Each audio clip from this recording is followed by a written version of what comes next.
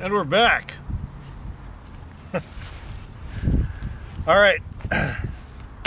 The Tahr. Let's talk about the Tahr. I'm only going to go over this briefly. I think I use that term a little bit too much, and I don't wind up being brief about it. But for real this time, I'm going to be kind of brief about this one because, again, the Tahr is not a regular production item for Kifaru any longer. It went. I hesitate to use the word obsolete, but I don't know what the reason was for phasing it out, but it's no longer being manufactured. But I like it, and I want to go over it a little bit because I think you can still find these out there floating around, and people may want to sell them for the latest and greatest. But honestly, I think this is one of their greatest packs, and I really like this design.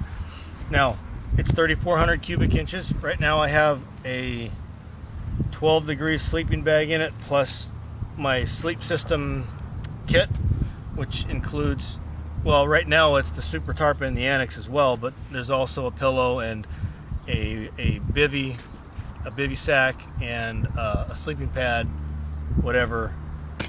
That's what's in here now, just to give it some volume and shape.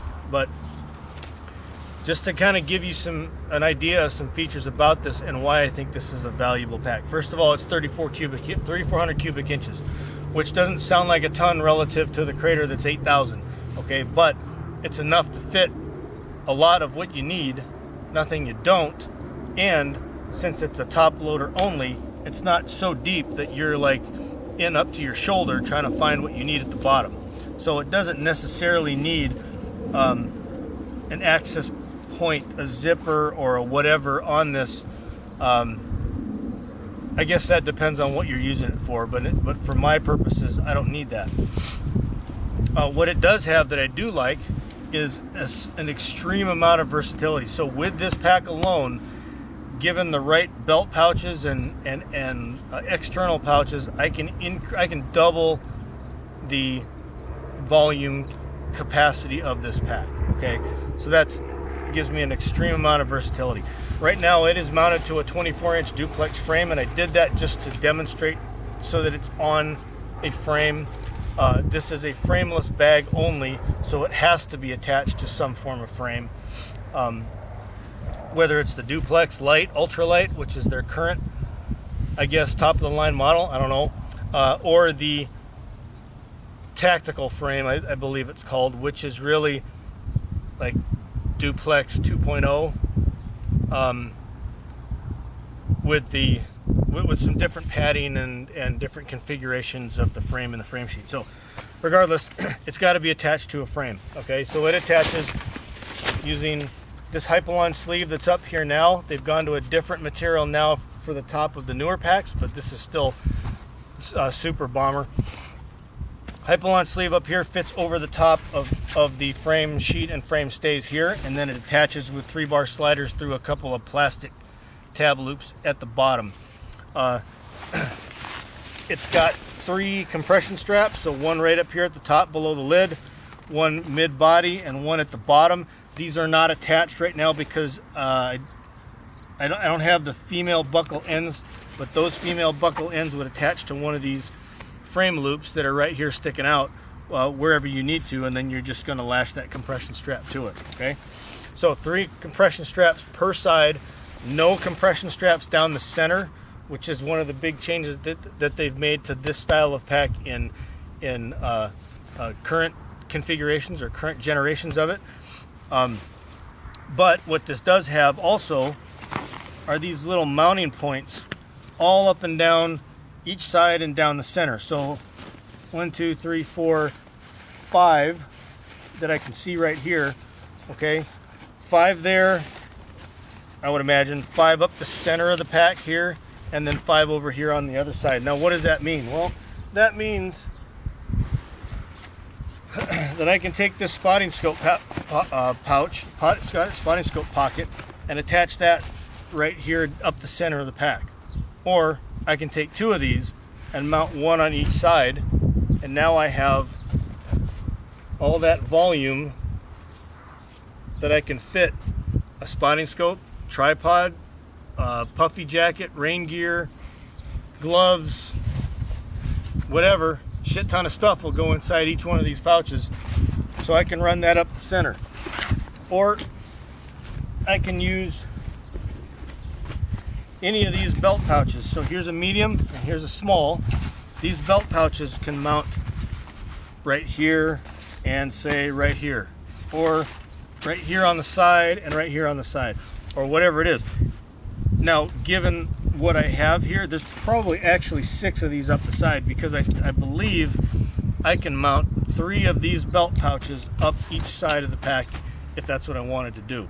Now, why would you need that? Well, I don't know. I mean, you answer that question. If you want that kind of segregation of equipment and organization on your pack, then you do what you do, right? But we can do any configuration of this that we want, and like I said, increase the volume, double the volume of this particular pack. This will easily go over 7,000 cubic inches. If I mount mediums, here's a large over here, which I don't know if you can see that. So a large over here that's mounted on the top of my crater, small one on the whatever. You guys get the point. Lots of different options here. These straps right here, okay, so here's the compression strap that runs vertically to hold the lid down. It's sewn in at the bottom with another buckle here that where these straps run underneath, so now you can lash something to the bottom of that. Increases your carrying capacity right there as well. The lid, so it's got this up over the top compression strap, which I actually really like. I questioned what the hell when I first started using it, but honestly, this does a lot to help kind of suck things down here on the lid. And then the lid itself is actually the snow collar. So if I max this thing out, I get all of that room right there. When you don't need it, obviously you collapse it down, fold it nicely so it looks good. These carabiners out of the way, and then button it back up. Yeah, it's a great little pack. I can run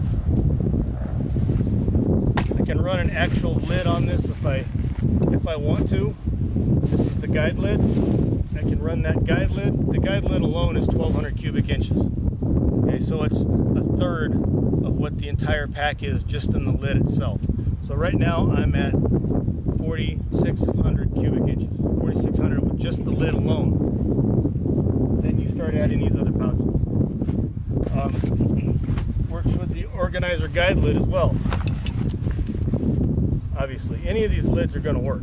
Okay, organizer guide lid can be attached just like the guide lid can, and then this gives you, if you're one of those organization freaks where you need a pocket for everything, this increases that level of OCD for you that will combine nicely with the belt pouches that you're running all the way up the side. I think that's about it. Super simple. It almost reminds me of like an old school 1970s climbing rucksack in its appearance and its simplicity. And there's something to be said for that. So not everything has to be strapped out completely, like straps everywhere and little pockets here and there and zippers this and zipper that, and you know, if this fits your personality, then I would encourage you to look for one. I was just looking the other day to try to find out, to get some information on the pack, so I had, you know, some of the specs correct and whatever else. And I'm still finding them out there for sale for, you know, $200-300, whatever. Bear in mind, this has got to be run with an external frame, so that increases the cost significantly, which is probably why. I don't know why it didn't sell, but if I had to guess, I would say, wow, that's a lot of money for a 3,000 cubic inch pack that I have to attach to a frame that's considerably more than the pack itself. Anyways, whatever. Regardless, I'm not here to criticize or make any kind of judgment with that because I don't know what I'm talking about. It's completely out of my lane. But I love this little tar thing, and it's a great little pack. It'll be something great for me for fly fishing into the backcountry, which is really exactly why I bought it. Something where I don't need waders and I'm fishing creeks, which is my favorite kind anyways. So keep it in mind, Tahr, T-H-A-R, just like the animal. Thank you very much. We'll see you on the next one.